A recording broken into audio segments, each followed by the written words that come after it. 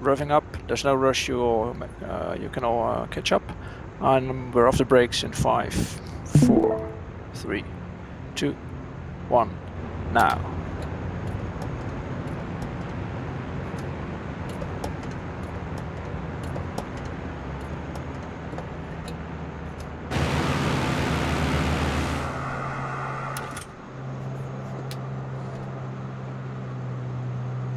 Okay, from here turn slightly north. You can see about 10,010,020 degrees heading. Turn right to the north. CRU 11 Kilo Lima 777 track wall approach. Squawk 6623. Squawk 66. So on your right hand side you can see the Flotte Oil Terminal. Now the Asobo AI thinks those are buildings, so they put in windows and doors, but they are actually traditional wide circular oil terminals. They're here for a good reason. Because straight ahead you will see the next marker, maybe if you have it turned on, and this is in the middle of a body of water. And this is not just a body of water, this is a very famous one. It's called Scapa Flow.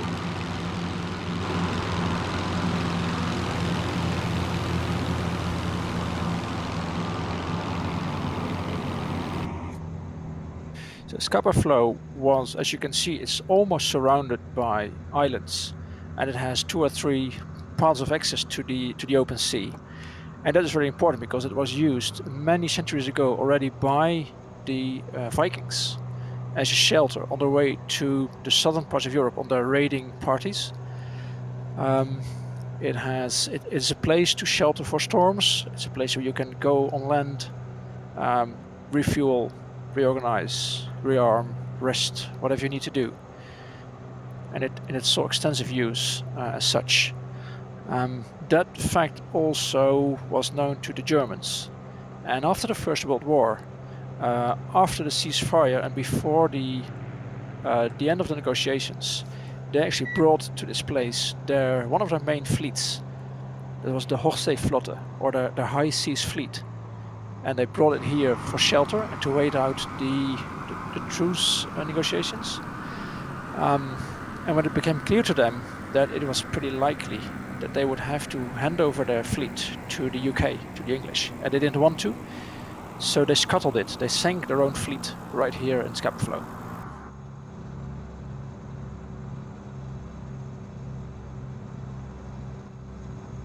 That fleet consisted of no less than 52 vessels, ships, cruisers, frigates, destroyers, the whole lot. And that happened in 1918 or so on the west side. If you look west, that happened on that side. So there's 52 wrecks actually from 1920s in there. Later on, when World War II started, also the UK knew of this place obviously, and they made this the home place for what is called the Home Fleet. So the Royal Navy, obviously very powerful, they had a lot of fleets across the world. But they used this as a basis for the main fleet or home fleet that was here to protect the homeland, the UK, from Germans. The Germans knew that too, and the German fleet was a lot weaker than the British fleet, so they would avoid a direct confrontation. Instead, the Germans aimed to get their fleets passed out into the Atlantic and attack the convoys to the UK instead. However, early in the war, a single German submarine, an U-boat, U-47, U-47, actually managed to squeeze its way into Scapa Flow in this very place and attacked and sunk a UK battleship, the Royal Oaks. This was not a big loss. I mean, it was a big ship, it was an old ship. What was important that the UK then realized that Scapa Flow was not as safe as they thought it was. And that spurred a lot of defense activities around it, and including airfields. And that's actually the objective for today. We're going to fly around a number of former airfields. They are no longer in use, but you can still see them in the landscape. The scars of it, the remains. which to me is one of the great assets of Microsoft Flight Simulator by Asobo, that you can actually very well see all those objects around the world. So we're going to make a tour around 5 or 6 airfields around it from that period with a story attached to it.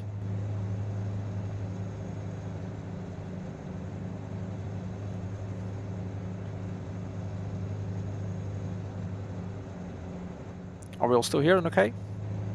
Copy. Yes. So What speed are you currently cruising? I was slightly fast. I'm coming back to about 100. I say I'm running flaps and struggling to keep it slow enough.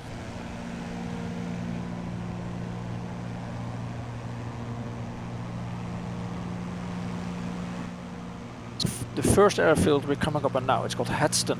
It's 2 miles straight ahead, just to the right side of the single wind turbine at the coast, if you see that already. Hedston was built to protect the home fleet.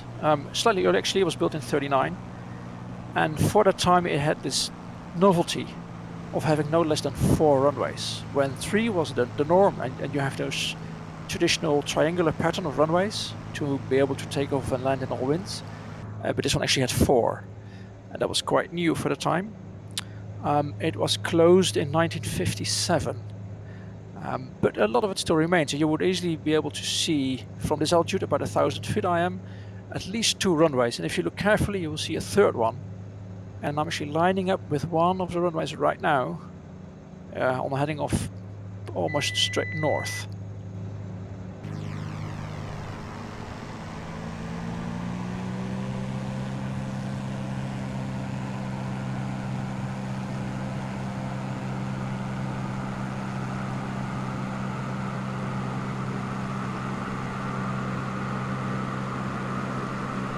And I'll circle here.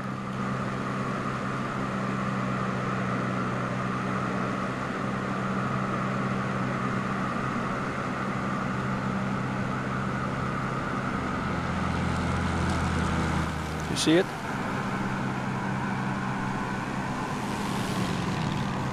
You're talking about the windmill? No, there's this cross in the landscape that used to be runways. One is north-south, yep. the other one's east-west. I see it now. And then the road, you see the road that runs past the windmill, and the coast that used to be another runway, it's now road. And the 4th runway is actually it's running northeast, on the east side. It's much more difficult. It's actually one straight line. It's more difficult to see.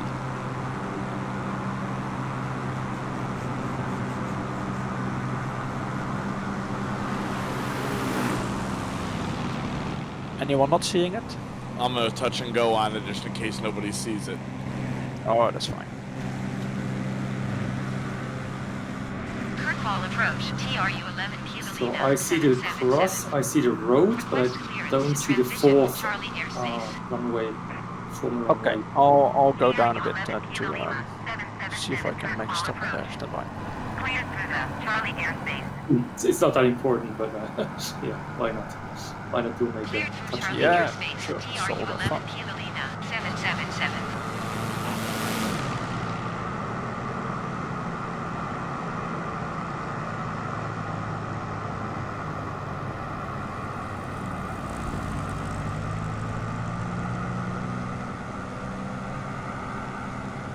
Okay, so I'm turning base and turning final to the 4th runway.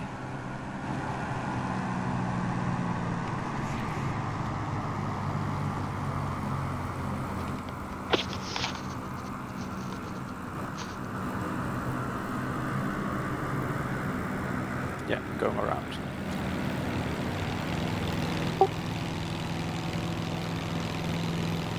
Yes. Oh, okay, I think I know where you meant. Yeah, okay, I see.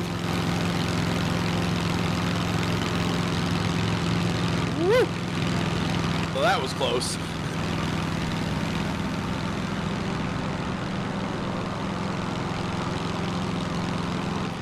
Okay, from here, if you're all done, we're due west.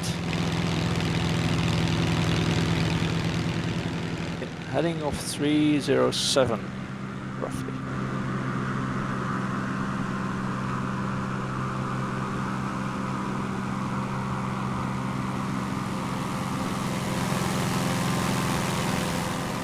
I ate shit. I gotta take off again.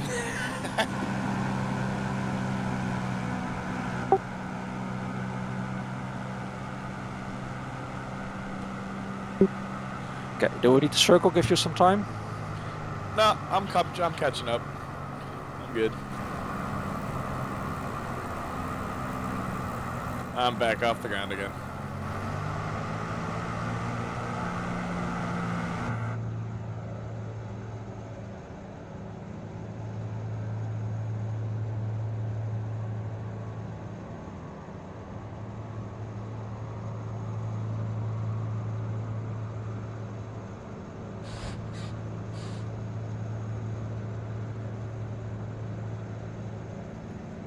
So the next one up is actually two quite closely spaced together, so I better start talking.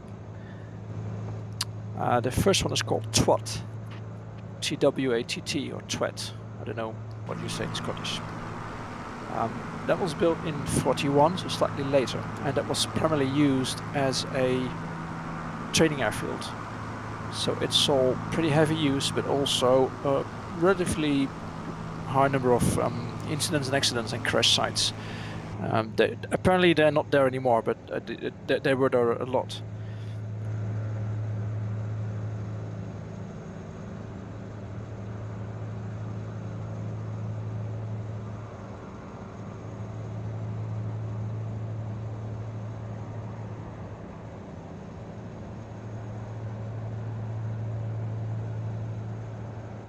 Okay, the guys who are ahead, see if you can find it.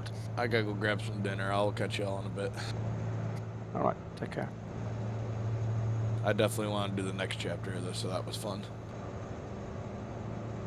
Because that definitely has my attention.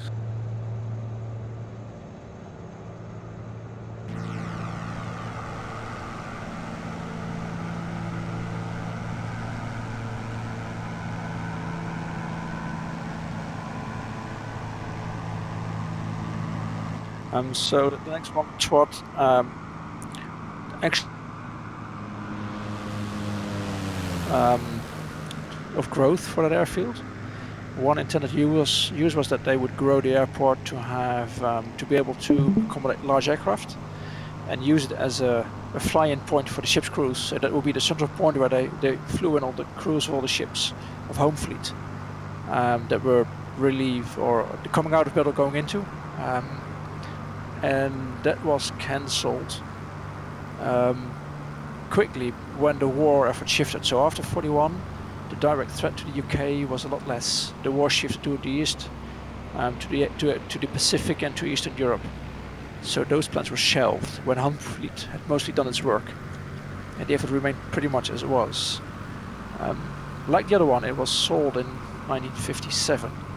I'm not sure what happened in 57, but they sold a lot of airports in 57, so maybe they had some government who was on budget cuts or reforms, and they sold off a lot of those airports and in that year.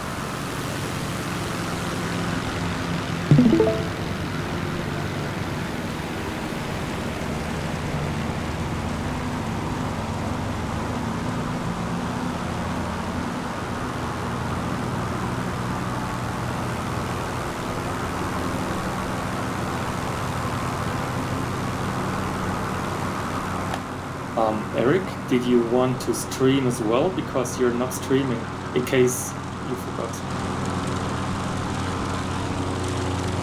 I mean, it's okay for us here, we are flying, but maybe other people are watching and want to see the stream.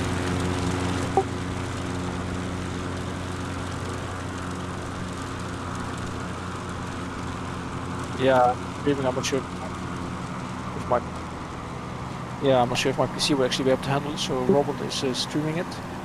Yeah, I'm streaming now as well. Ah, okay.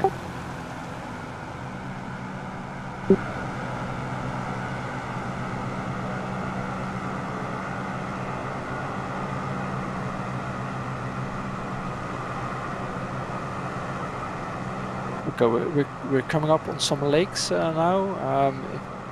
The straight ahead at 300 is the larger lake, and the airfield just in front of that, from where we are now. And if you have the POIs, you can already see the next airfield on the left, Skibray, where we'll go afterwards directly.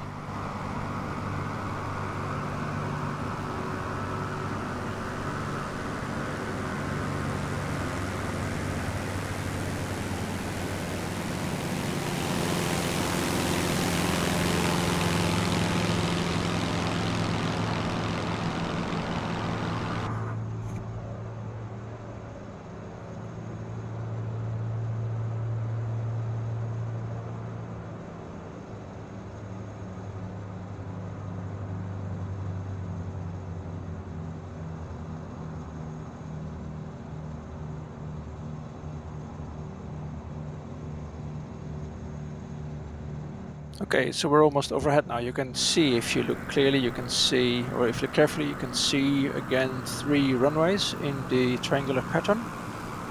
In the grass, clearly as remains of what used to be. More difficult to see is buildings. Actually, in reality, there's a building still standing, which is a remains of the control tower on, I believe, the west side. Maybe southwest, so I can't really make that out. You can also see the perimeter road, the curved road going around the runway, so just typically a perimeter road around it.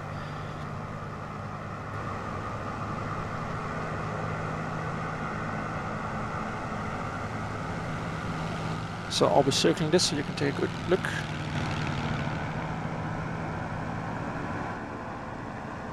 All the information I have from a specific database and website. It's called forgottenairfields.com, and it's the site that is maintained by a single person, a Dutchman, who maintains a website of all the forgotten and abandoned airfields throughout Europe.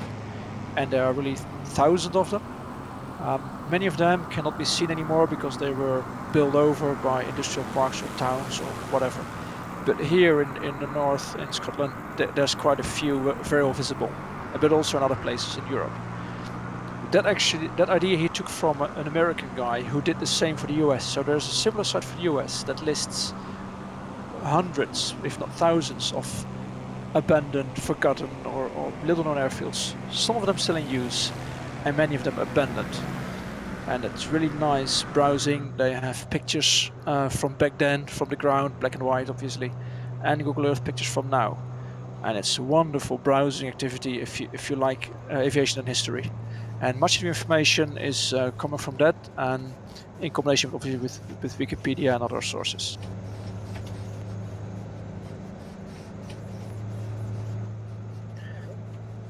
Yep. Horseshoe shapes at the edges of the... Yeah, they look like staples. I'm not sure if those are. I've seen them. I'm not sure if they are remains actually. Are they protection for planes when they're parked? That's what they look like for sure. They look like the sort of embankments of parking, the open air parking places. They do look like that, and the place is within the perimeter, so they could very well be indeed. On the east side, you mean the sort of staples?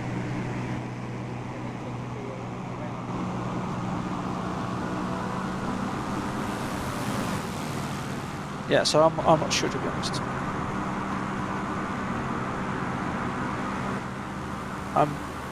This airfield also had the slightly questionable honor of being the site of the very, very first helicopter crash in the UK in 1945, when a Sikorsky R4 crashed in this very place.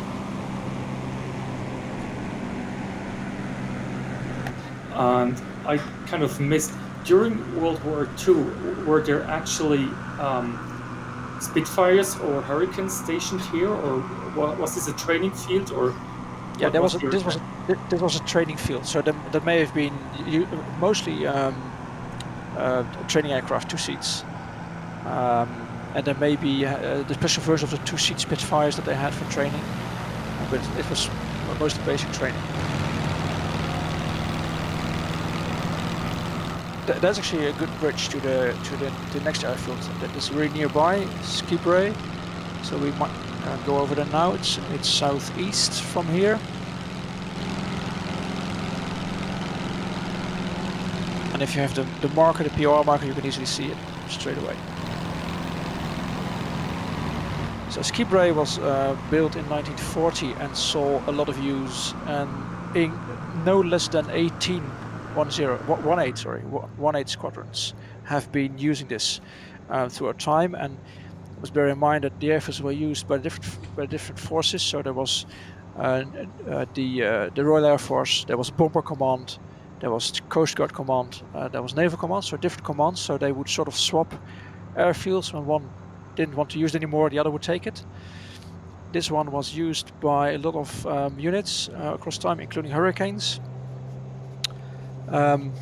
If you haven't seen it, there's a Spitfire coming out soon, and add-on for MSFS, a pay-wear by Aeroplan Haven that looks really nice. So it'd be challenging to use it here.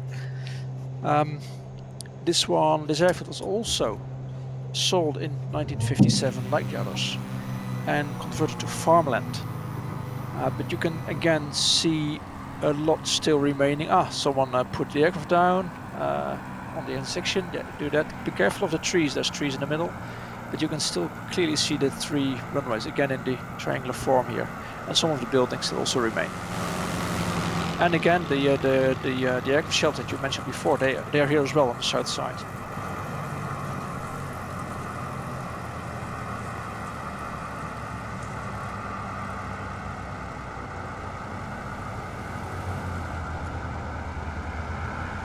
More people landing. Yeah, Robert obviously, as usual, Steeler.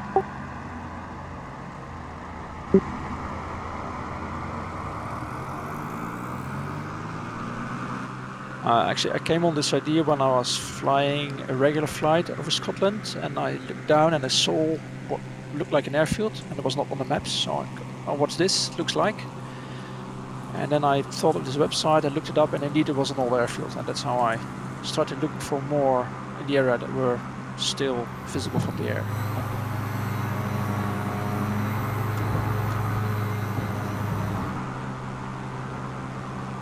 Do you have a schedule or syllabus of upcoming episodes or tours based on World War II? I have another one in preparation.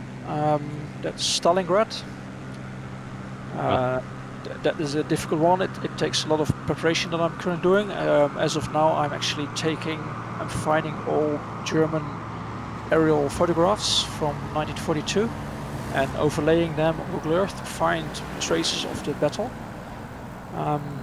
So there's not so many airfields to be seen. There's traces of war, including bomb craters and whatnot. So the second one is Stalingrad, and I have ideas for a third one that may be around Berlin, but I'll need to see if that comes together in terms of information and storyline. I'd love to do a Dam Busters episode. Yeah, we'll talk about Dam Busters towards the end of this tour, actually, just in half an hour from now. Yeah, that would be nice. Okay, from here let's turn south on the heading of 168 to the next point.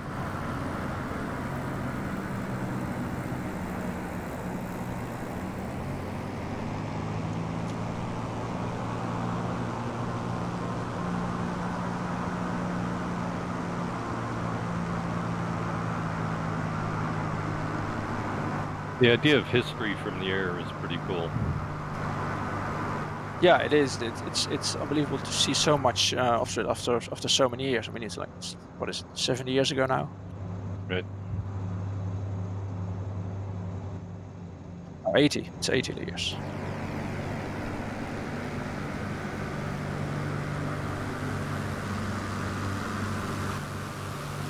And in fact, the next target is actually quite a bit older than that.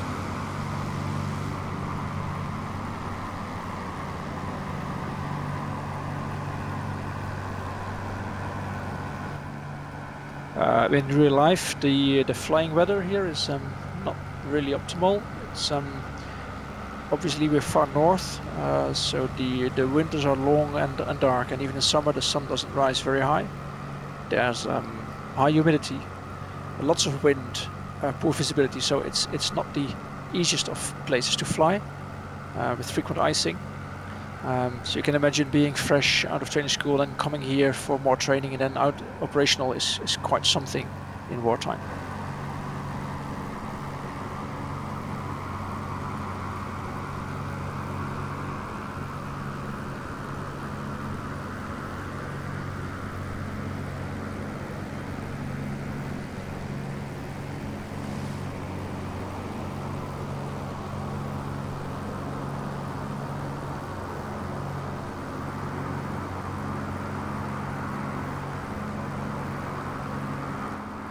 For your geographical reference, we are actually north of the mainland Scotland, so we are out on an island group. It's called the Orkneys. Further north is the Shetlands, and from there if you go northwest is the Faroe Islands and then Iceland. So the Orkneys is actually an island, a separate island group, and in a short while we'll be crossing that body of water to the UK mainland and flying into Scotland, and then we'll stay in the north part of Scotland for a few more points and a landing on the east coast.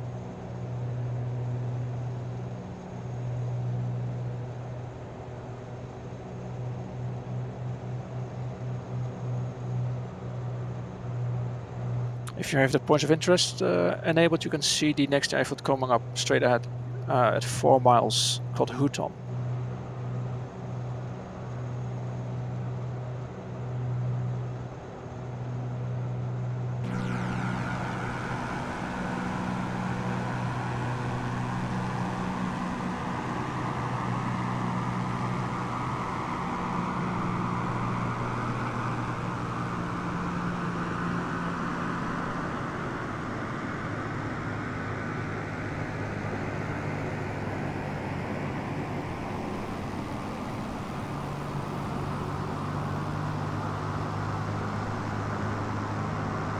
Everybody keeping up?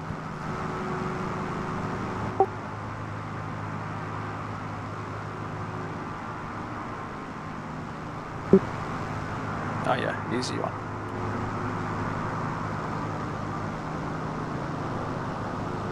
Can you turn tightly in that? What do you have? The PA-44 you're flying, Rob?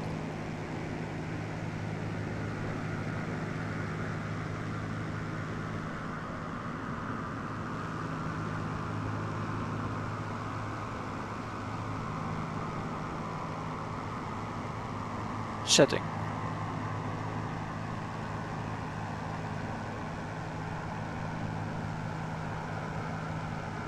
Right, oh that says something. So this is the highest point that you get. Well, it's winter obviously, but it's not very high up. Okay, so coming up straight ahead is Houghton, and if you're there already, you might try and wonder where the airfield is, and obviously there isn't any. You can see it. So the marker is immediately over that inlet of water on the coast, as you can see.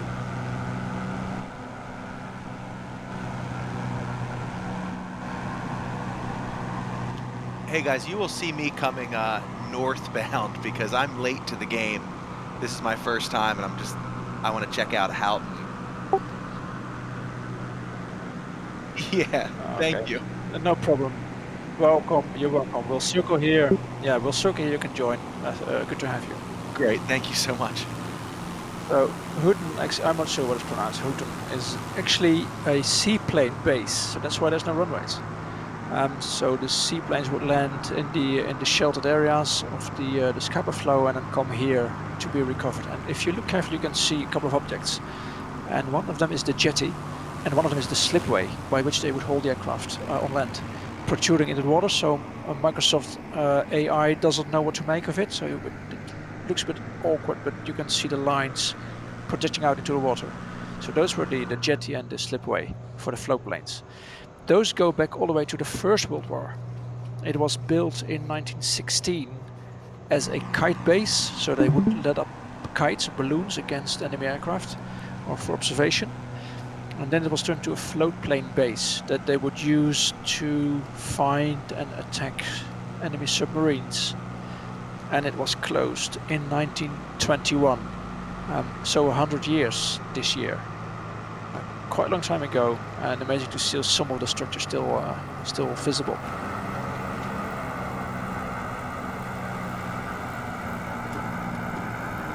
And although the theme is World War II, I couldn't help stopping over this one because it's so nice.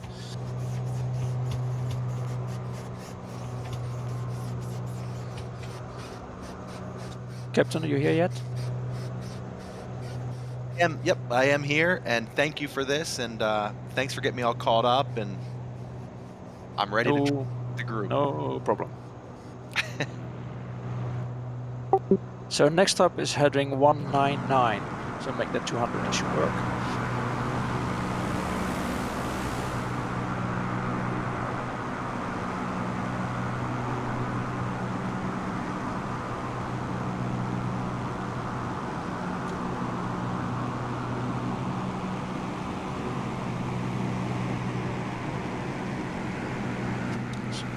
So I will talk to you about some other aspects here.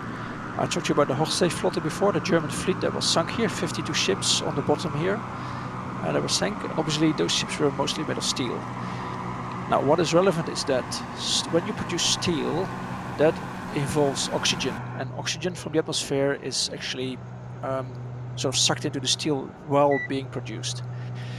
Now since 1945, the composition of the atmosphere has changed because of the nuclear bombs on Japan and the Trinity tests. So the background radiation in the atmosphere is a lot higher, still very low and not dangerous, but a lot higher than it was before. And so if you produce steel, the oxygen in the steel also has that higher radiation, which is perfectly fine for most applications. But for very sensitive use, and that is, for example, when you build space telescopes, you want to have steel with as low radiation as possible, with no background radiation. So what they actually do is they come here and they salvage part of the ships, some of the wrecks from 100 years ago, the German Hochseeflotte or the Royal Oak ship from 1940, and reuse that steel in space instruments. It's an industry on its own, and it's called, obviously, radiation-free steel.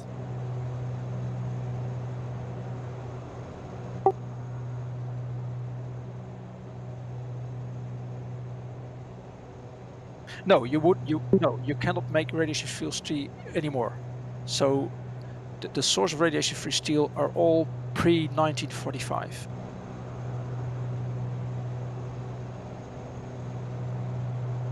So the interesting, it's just on our left between the island groups, that is the place where the German Hochseeflotte, the high seas fleet, was scuttled by its own crews and abandoned to prevent it falling into British hands after the First World War. 52 ships, frigates, cruisers, destroyers. They were all scuttled? Yep. And today they are obviously an attraction to divers. Some of them have been fully recovered, but some of them are still there. You can find them on some of the diving websites. You know what the depth is, roughly? It's not too much. It's about 20-30 meters, or like 70 or 100 feet. Oh, I thought it was deeper. That's great. No, it's not. It's not deep at all. The second thing we need to talk about is the Bismarck, and the Bismarck was a German battleship which was built from 1935 to 1940, 5 years in the making. And that when it was done, it was by far the most powerful battleship in existence. It was very large and very powerful, and obviously the Germans wanted to put it to good use, but they could not take on the Royal Navy as a whole in a direct engagement, so they tried to slip through out into the Atlantic. So what they did, they would try and you can either go through the channel between England and France, which is pretty narrow, and you would be easily found, or to across the north in between Scotland and Norway, which is a very vast open sea. So the British would patrol that open sea between Scotland and Norway by submarines, ships, planes, whatever they could use.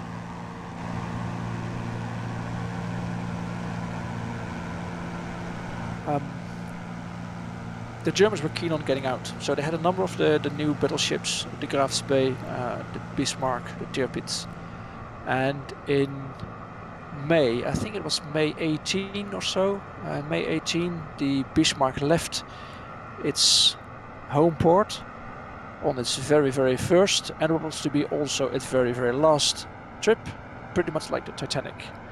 And I'm telling you this now because we will come back to this in a while, and then I won't have so much time to talk about it. So it was not just a single ship, it was a fleet. It had its escorts, the destroyers and stuff, and the supply ships. So it was a battle fleet going out to sea in May 1940.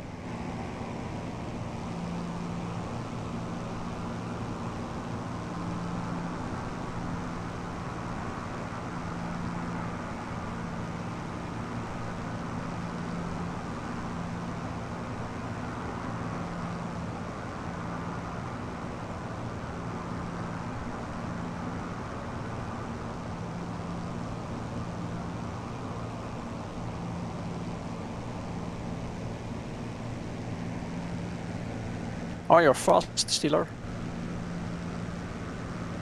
Yeah, I have live weather, and I think there's lots of wind which is pushing me, so I'm only at 50% thrust.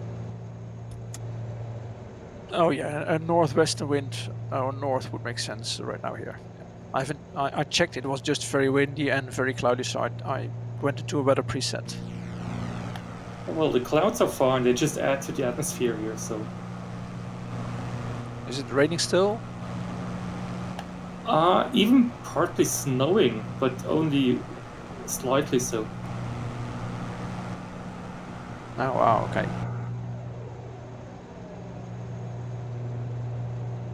But yeah, it's very, very windy, it seems.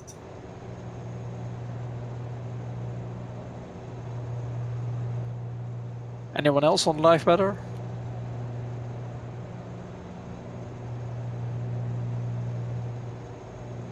No, I just did. I did the 12 o'clock noon that you recommended with the clouds because I'm not very experienced yet. Yeah, that's fine. I'm on the preset and noon as well.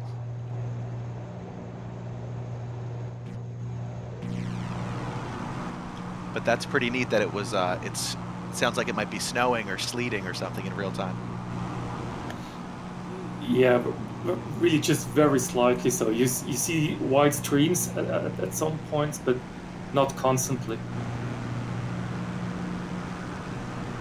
Or Yeah, I maybe think maybe that's just my imagination anyway. That's so cool. Exactly. Okay, I'm quickly checking. I'm quickly checking on the windy.com. So there's a very strong northeaster wind.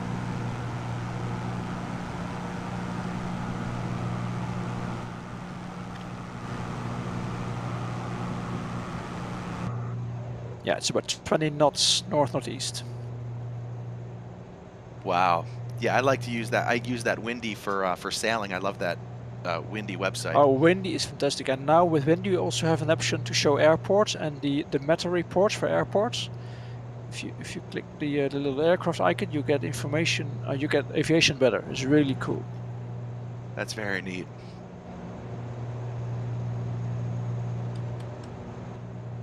Do you sail out at sea? No, in the in the bay, in the Chesapeake Bay mostly. Ah, nice. One day we'll get out to sea though, but I have a lot of work to do before that. There's a lust for blue water in every sailor. Yeah, I have it pretty badly. It's just, you know, I've got to work on. It needs a lot of, and basically an overhaul. My boat was built in 1978 in the Netherlands, and since then, it's quite some time has passed, and I'd want to be as safe as possible heading out into the ocean. Yeah, that makes sense. What kind of draft do you have for the Chesapeake Bay? An insanely deep draft. It's set about 7 feet. Wow, that is deep for Chesapeake. Yeah, you've got to stay in the channel. Gotta be careful. Originally, it was a blue water boat. It was Franz Maas. I don't know if I'm pronouncing that correctly. It's called a standfast. Yeah, Frans Maas. Yeah, that's a known name. A little less so in the United States, I think. But yeah, that's fantastic that you're aware of that make, because not a lot of people are. And yeah, I love it, but needs a lot of work.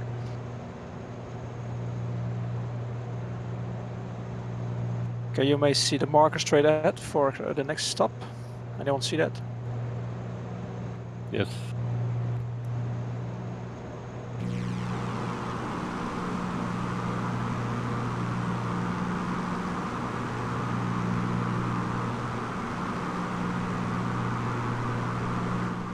That is Castletown.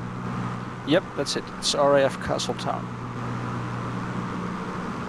A bit similar in a way to the previous ones. This one was built in '39 as well and expanded for use in the war. Closed immediately after in 1945.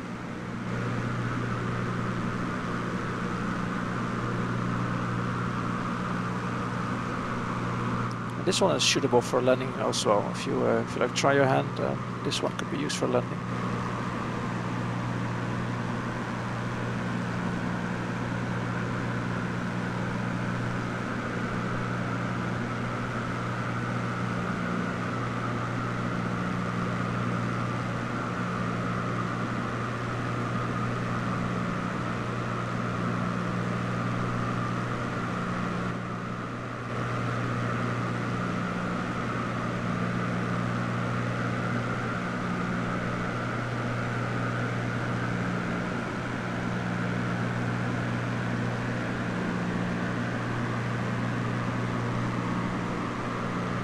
So this airfield is pretty well recognizable as the ones before. The outlines of runways, the outline maybe of the perimeter around it, a few buildings. It's now mostly agricultural use. What I don't understand, I'm not a physicist, is why the airfield will be so well recognizable if you make it to agricultural use, because the soil is the same, I would think so. It's impressive that it still can be seen so well.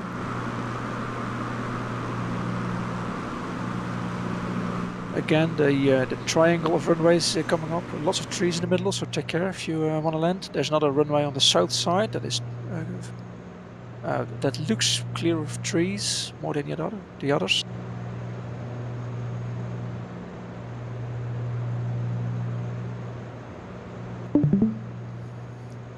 And there's buildings in the two main runways on the cross, so that's not a good place to land.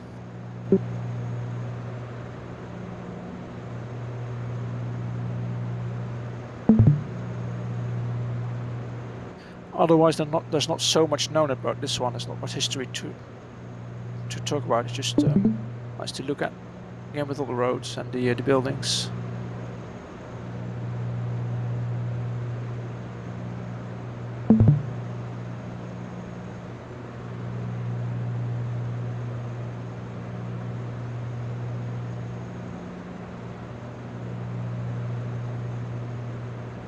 On the southeast side, once again, you can see some of the other structures in the land, the semicircles or the enclosures, but you could have been enclosures. It looks like the runway extended a bit further to the northeast, or east maybe.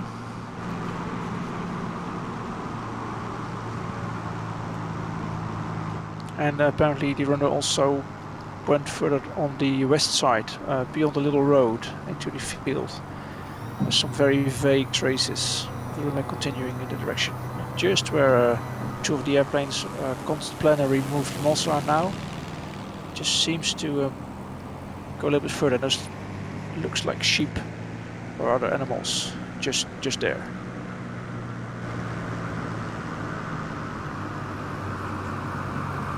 Maybe cows, I don't know.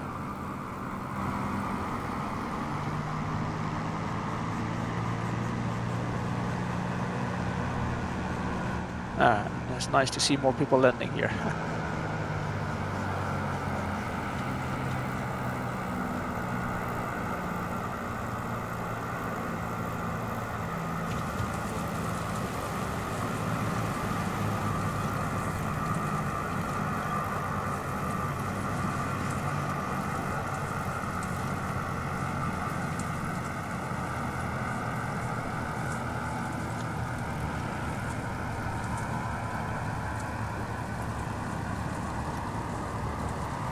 So we have 3 more airfields to go, and the last 2 actually have the best stories to it, so stay tuned.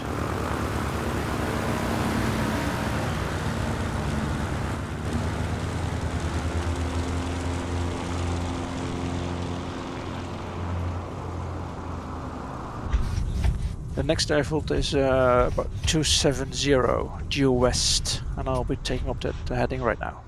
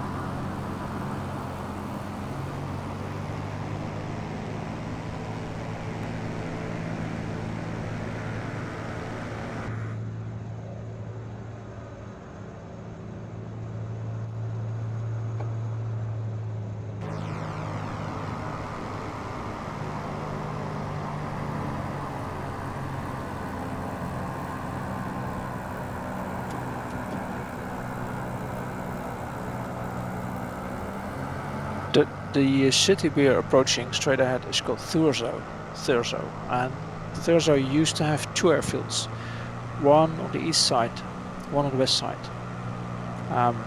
Unfortunately, there's nothing to be seen of it. I looked into the Darkers, the database I mentioned before, and I looked around here, but there's really nothing to be seen. It's been zoned over or totally reconstructed. I don't know what I did to it, but there's nothing to be seen. But it gives a point about how many airfields there were at that time. So many more compared to what is normal today.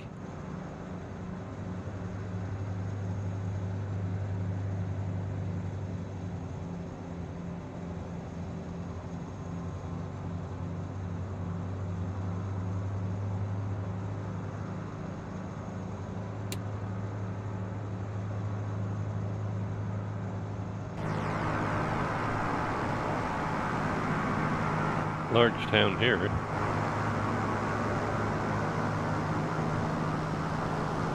Yeah, it is relatively large for this place.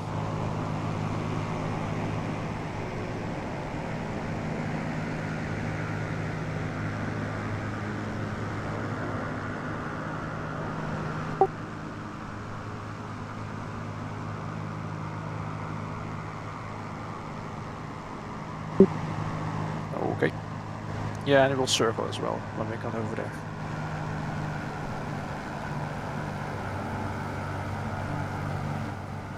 They don't look very far behind. If I take a look at the lights, it's not so far.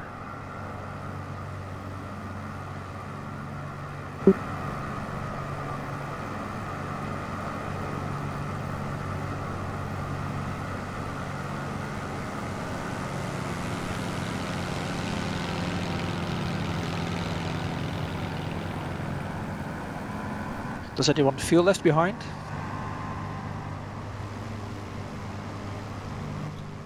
No, I feel like I'm right with the group here.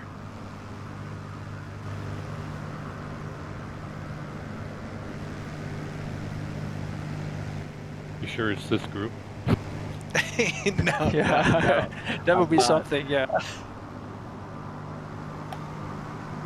Does the group make any sounds like meh? Yeah, Could be a different group then. Some are barking. If I say we're going to climb flight level 300, then something's wrong. Okay, so there's a wind turbine park at your 1 o'clock position, and there's a wind turbine park at your 11 o'clock. And the next year, right in between of the coast, it's called Dunray, whatever, Dunray, I think.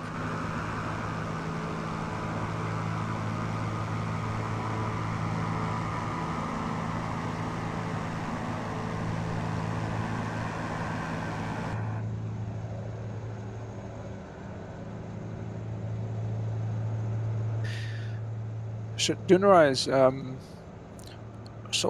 clearly on the north coast of the Scottish mainland.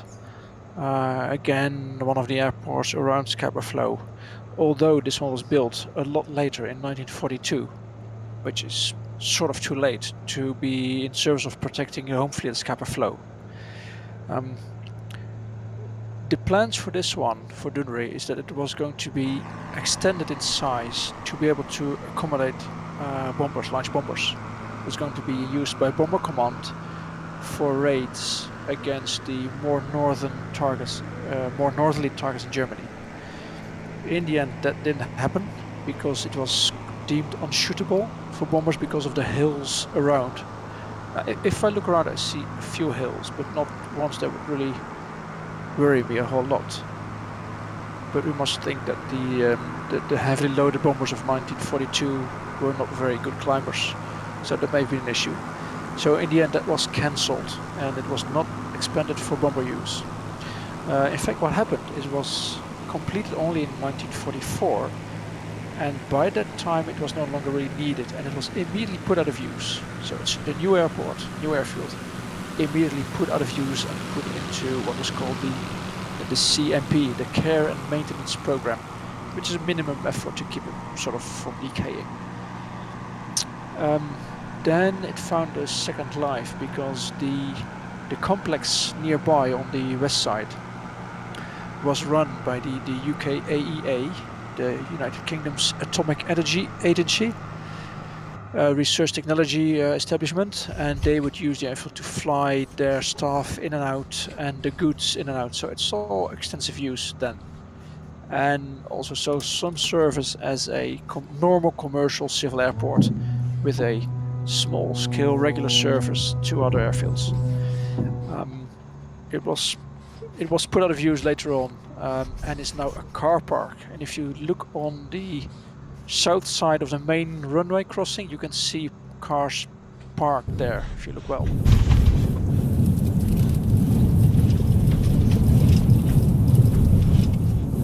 Clearly the runways are very well visible. 3 of them, 2 of them very clearly, and the third one is like half visible on the south side, with one of the runs almost running into town.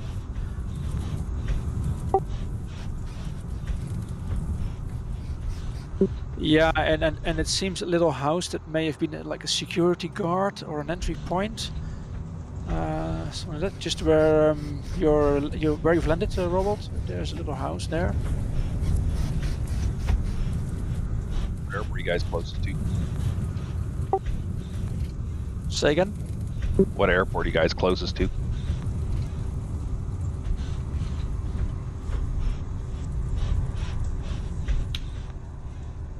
Echo Golf Papa Charlie, I think. Imagine that's North Europe server. Yes, it is. Thank you. Here you can see that the main runway here, the one that runs, what is it, northeast, southwest or so, is clearly a lot longer than the airfields we visited before. And that is because of its use after the war by obviously larger aircraft for the time and the commercial airlines. So a lot longer runway. The other ones are pretty short, but still very well feasible. As is again the perimeter road around it, so a lot of stuff still very well visible.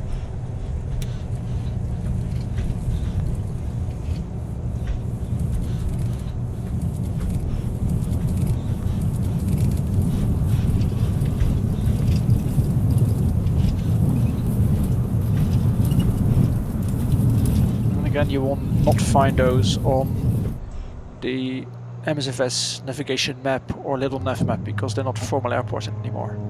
Those are just things that you can find by the website that I mentioned, forgottenairfields.com. It has an interactive map, so it's easy to find stuff. It's organized per country and per province as well, so really nice to have an evening browsing on that website.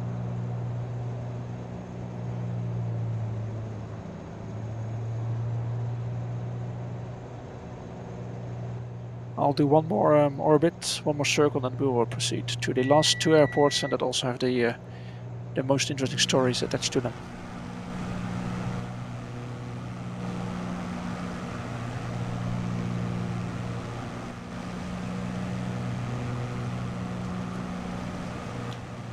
What is the, this is probably maybe not the most intelligent question, but what sea is this? Oh, it has a name. It is, I don't know the name, it's the strait. It's a strait between mainland Scotland and the Orkneys, and I forgot what it's called. Let me quickly look it up. Try not to crash in the meantime. No, it's not part of it. Stand by. Okay.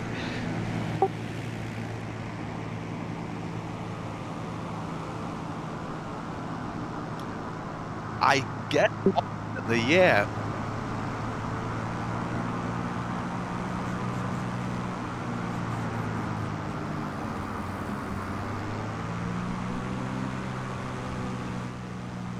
Okay, so the body of water to the north is called the Pentland Firth, and it separates Scotland mainland from the Orkney Islands. So it flows east into the northern part of the North Sea and west into the Atlantic.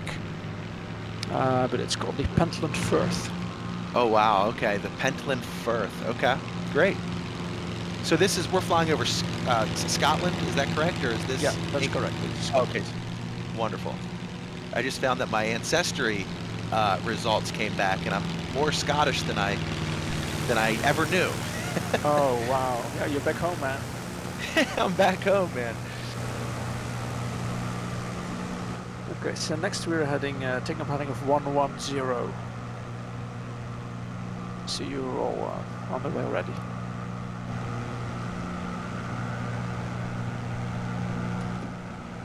Oh, I'm the one lagging behind. Need to power up here.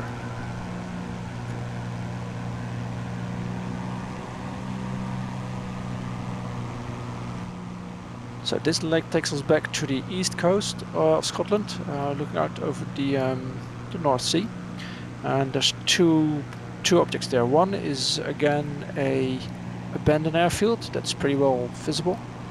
And the other one is an airport that is still in use, actually, that has a story to it as well. But it's still in use and is also our final destination, our landing point for today.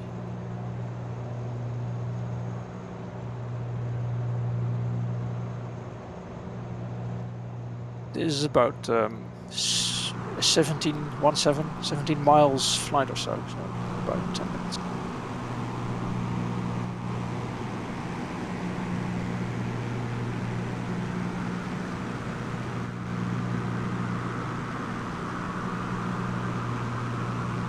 So the first one that we're going to be visiting in a bit is called Skitton, RAF Skitton. So that was used by the RAF. And this one was very, very relevant in the war because it was the base for two important operations. The first one was called Operation Freshman, and Operation Freshman was an operation aimed against a hydro plant in Norway that was captured by the Germans when they conquered Norway, and where the Germans were producing heavy water. Now, heavy water, as you may know, is a chemical derivative of normal water that is required for the production of the atomic bomb. So the hydro plant in Norway was part of the German atomic research program, and obviously that was something that the Allies wanted to put out of use, but they could not easily reach or easily bomb either. So instead they devised a scheme that they would infiltrate it, and that was the first attempt was Operation Freshman, in which two large aircraft were pulling two gliders. The gliders would land nearby, unload their special forces units, and they would infiltrate. And that Operation Freshman left from the airport we're going to visit, RAF Skitten. Unfortunately, that operation miserably failed because one of the aircraft was shot down before landing, and the other one was found quickly after, and all the troops were either killed or captured. The English didn't even find it out because there was no communication established until they learned it from the Germans that they had captured two aircraft and killed all the crews. So that was the end of Operation Freshman. They tried again later on. That was going to be Operation Gunnerside, and that actually is the topic of a movie that you may have seen. That is another attempt at infiltrating, and this time it was successful. This time they dropped a small crew of special forces a lot further away. The crew of I think 4 or 5 only made a very long trek over the mainland in the snow, in the winter, in the cold, towards the plant. They infiltrated it, put explosives, blew the whole lot up, and then exfiltrated and took another trek overland, all across Norway, across Sweden, and into Finland. So several hundred kilometers trek before being recovered, and that basically was a major blow to the German atomic program. All from RAF Skitten. Someone brought up the Dambusters a while ago. Right. And RAF Skitten was also the training ground for the Dambuster crew. Ah. So the Lancaster with the rotating drum bomb that was dropped onto the dam in Germany. I forgot the name of it. They did the training. 3 of them, yeah. Oh, 3 of them. Names are escaping me. Ah, okay. Yeah, I didn't know that. So they did that training and the trial runs here on the airfield and the waters. So this was a pretty important place that took its share of history here at RAF Skitten that we shall be seeing in a few minutes.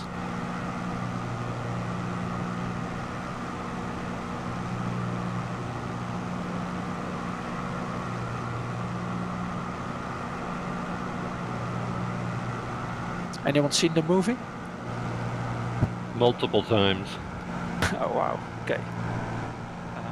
What was the name of the movie? The Dambusters. Oh, okay, yeah.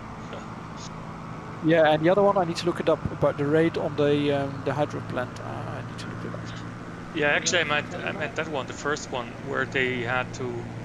You said they had to travel to Norway to be picked up.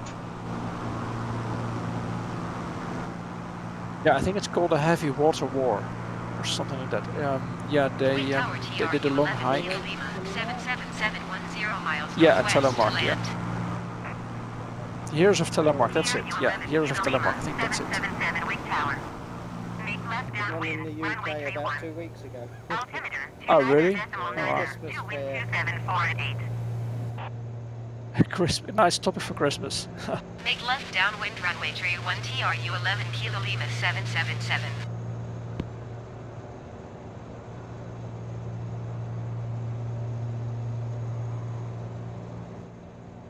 So we'll come upon that shortly. You can see clearly at the intersection of the runways there's a quarry, which is, as I understand, it's an open air mine. So they use it to extract stuff from the Earth's crust. An open air mine. You can see it clearly.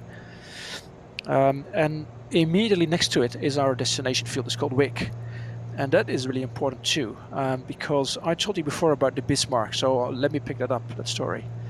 So on May 18, the Bismarck left Germany, but they didn't go there directly. They went on to hiding into one of the Norwegian fjords. The whole fleet, the Bismarck with its escort, went into hiding, waiting for the opportunity to slip out into the Atlantic.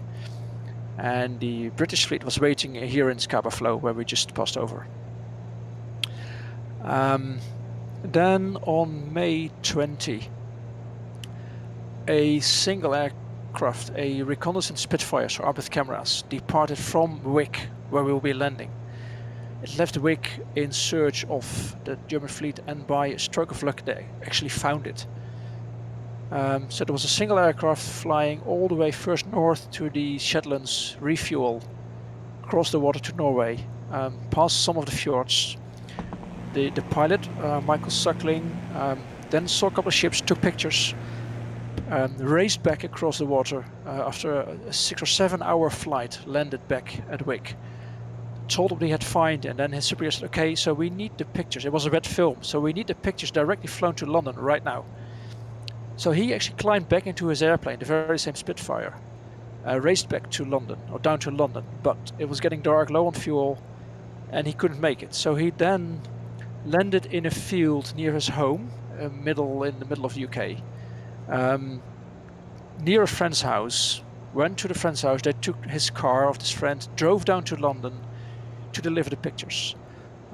They were quickly inspected, and it was confirmed that this was the Bismarck with its escort, hiding in the fjord and waiting to slip through. And from the pictures they could see, it was actually getting ready to go under steam and leave the fjord. Meanwhile, you can see Skitten coming up just ahead.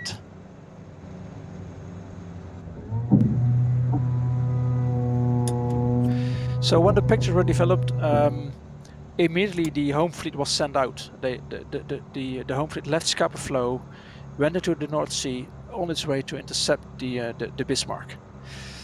The day after, on May 21, the Germans sent out a reconnaissance flight to Scapa Flow, but they made a mistake. The German pilot reported that the home fleet was still here in Scapa Flow, but they weren't. It's unclear what he saw, but he was sure that the fleet was still here, but they weren't.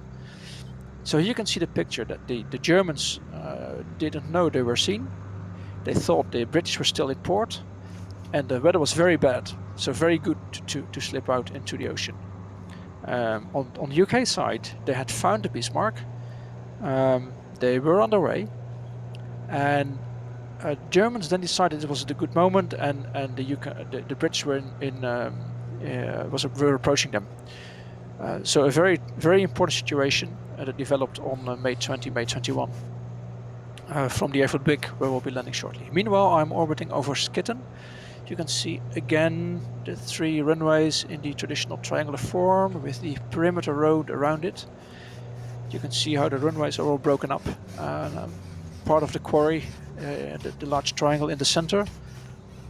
I'm not sure if it doesn't really show the depth. I'm not sure if that's accurate. And another runway is complete, and yeah, we have the first people landing there.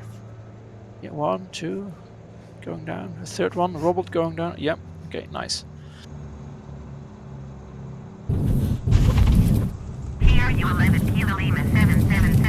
The Skitten was also closed at the time of 1953, after the war. 119.705 for TRU 11 back to the Bismarck. Obviously, quickly a pursuit followed. The British fleet followed the Bismarck into the Atlantic, past Iceland, back south into the Atlantic. There was a firefight in which the Bismarck sank the HMS Hood, the pride of the home fleet. That was slightly painful. But afterwards, Bismarck was again and again attacked, and eventually, within 8 days of its leaving port, on its very, very first journey, it was sunk in the Atlantic. So here was the largest battleship of its time, the most powerful, on its first journey, 8 days old, and sunk in the Atlantic by the Brits, all because of the pilot found it from Wick Airfield, the next destination. The pilot, Michael Suckling, did not live long to enjoy it. He died 2 months later on another flight into France, trying to find another fleet of ships. He went missing in July, so not 2 months after the Bismarck event. My memory serves me, they disabled the Bismarck's rudder. Yeah, correct. It was hit by, I think, a torpedo, and it put its rudder to one side, so it couldn't make full steam, and it could only turn in very large circles at half speed. So that was basically the end of it. And it became, no, not quite a sitting duck, but at least a more manageable target afterwards.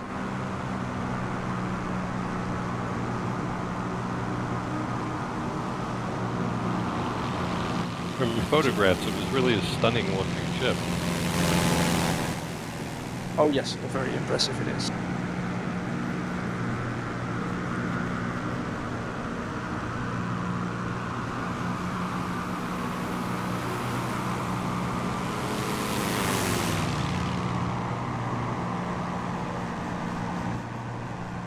In a somewhat similar fashion, one of the other ships, the Tirpitz, was also found in a fjord in Norway, and that one was destroyed totally different by 2 miniature submarines that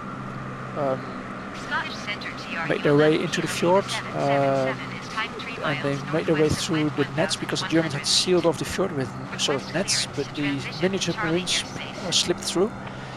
They went underneath the Tirpitz and placed explosives on the bottom and made their way out, and then just blew the whole lot up, and that basically tipped the Tirpitz upside down with great loss of life. Crew 11 Kilo Lima 777 radar, contact 4 miles northwest of Wick, 1,400 feet. Cleared through the Charlie airspace. And that airfield Wick, where the Spitfire left from, is already visible very nearby on the what is it, I think on the southeast of where we are.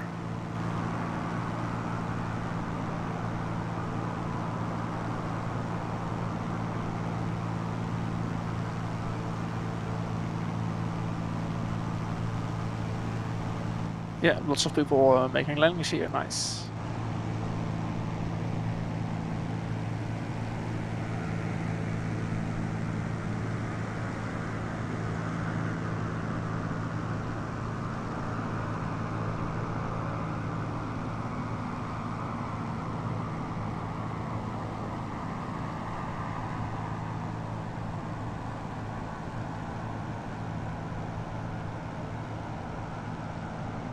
Okay, so I'll be heading to Wick. Wick is our final destination. We'll make a full stop. Oh, you don't have to, but at least I'm going to. And that will conclude this first episode of Back in Time. This has been great. I really enjoyed it. Thank you for hosting. You're welcome. I did one the other day. It was fun. I got a little late here, but it's very enjoyable.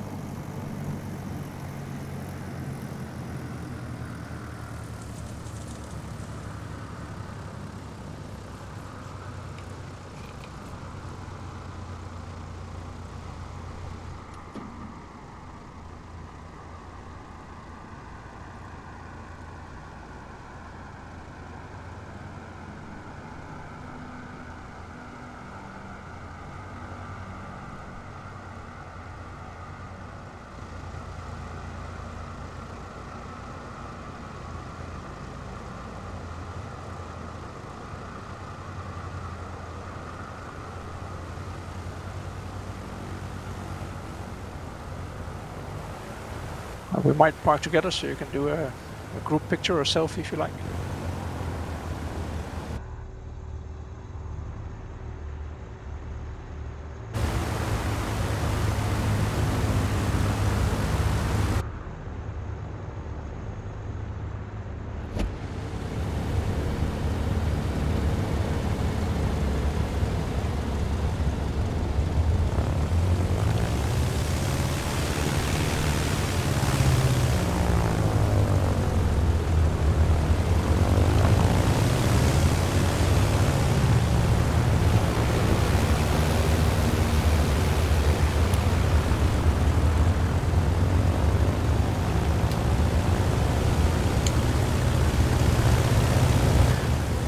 Yeah, it's 1 hour 20 minutes, right on time. Thank you for joining. We may join the passenger lounge on Discord for a further chat if you'd like. I might be for a few minutes in there. Thanks for joining. The next episode is not yet on the calendar. It's not yet planned. I need to finish the preps for that. So keep an eye out for it. It will have the title Back in Time again, and as said, will feature Stalingrad. Thank you very much. That was very interesting. Thank you very much. Very enjoyable. Thank you. Awesome. Awesome.